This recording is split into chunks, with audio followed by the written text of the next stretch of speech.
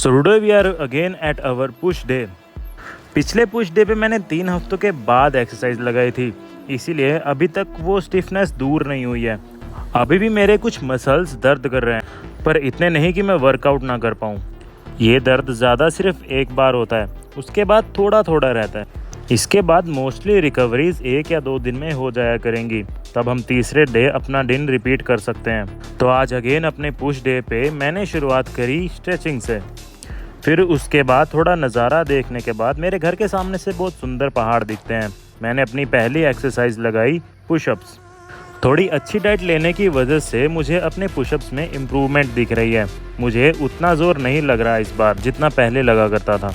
Pushups करना मेरे लिए बहुत मुश्किल सा था, लेकिन आज मैंने 15 रेपिटेशंस के 3 सेट लगाए। अब मैं वेट कर रहा हूँ कि मैं ये 15 सेट बहुत अच्छे तरीके से लगा सकूँ पूरी फॉर्म के साथ।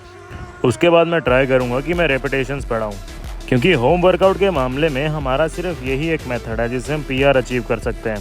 पीआर तो आप जानते ही होंगे ना, अगर नहीं तो अभी बताता हूँ। उसके बाद मैंने की अपनी अगली एक्सरसाइज पीक पुशअप्स। इस पुशअप्स में इम्प्रूवमेंट तो हुई है, पर लेकिन बहुत कम। मुझे आज भी बहुत ज़्यादा ज़ोर लग रहा था इन्हें करने में, इसलिए मैंने रिपीट किए सेम रेपिटेशन जो हमने पिछली बार ही करे थे और 3 ही सेट लगाए।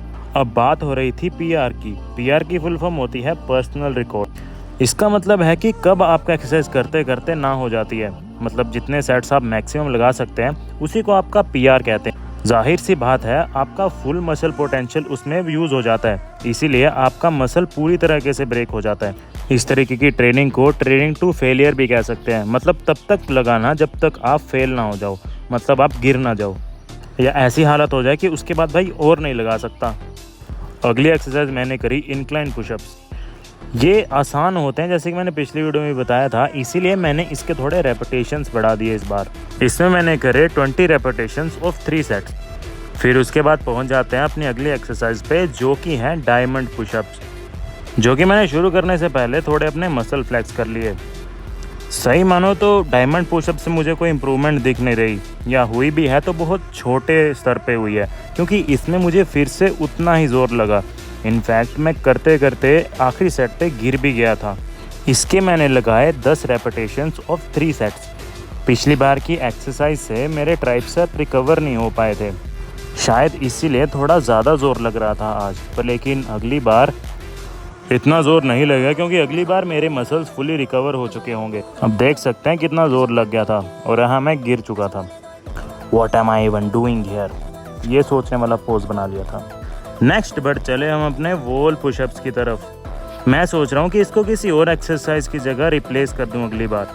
मैंने सोचा था अपना प्लान इस तरीके से बनाऊंगा कि बीच में कुछ एक्सरसाइज ऐसी होंगी जिसमें मैं थोड़ा रेस्ट ले सकूं, इसलिए मैंने इंक्लाइन और वॉल पुशअप्स ऐड किए थे। इम्पैक्ट तो वॉल पुशअप्स का भी बहुत है, पर लेकिन इतना नहीं। इसकी जगह मैं कोई और अल्टरनेटिव ढूंढने की कोशिश करूंगा। अगर मुझे कोई बेटर मिलता है तो अगली बार दूसरी एक्सरसाइज करूंगा। उसके बाद मैंने अपनी अगली एक्सरसाइज की, जो कि थी ट्राइसेप डिप्स। पिछली बारी मैंने इसे एक दीवार पे किया था। मेरे एक छत पे बहुत छोटी सी दीवार थी, पर लेकिन वो दीवार थोड़ी चुभ रही थी साइड से, इसलिए मैंने सोचा कि मैं चेयर से ट्राई करूं। और ये चीज़ सफल रही, क्योंकि चेयर से बहुत बेटर रिजल्ट आ रहा था, मतलब इम्पैक्ट बहुत ज़्यादा पड़ रहा था मसल पे। इसलिए अगली बार से चेयर पे ही किया करूँगा। ये वाली एक्सरसाइज बहुत इम्पैक्टफुल होती है आपके ट्राइसेप्स के लिए। तो उसके बाद मैं आ गया अपने शोल्डर टैप्स पे।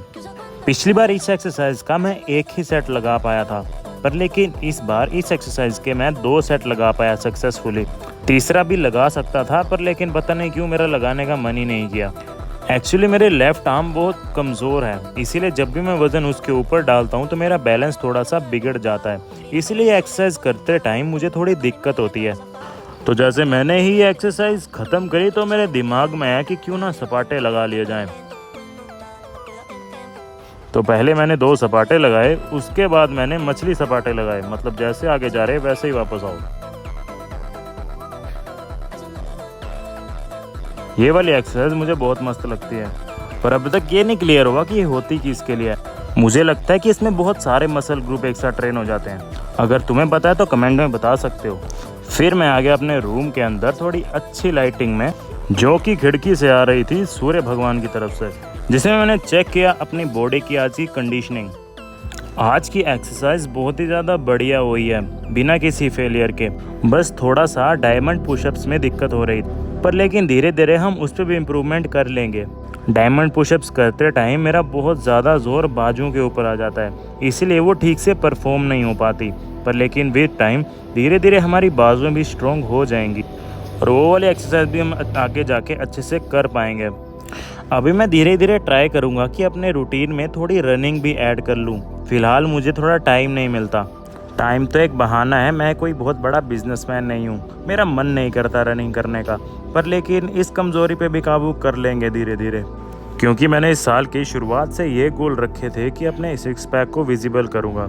विजिबल करना तो छोड़ो, अभी तक यही नहीं कंफर्म हुआ कि वो मास्क के नीचे हैं भी हैं कि नहीं।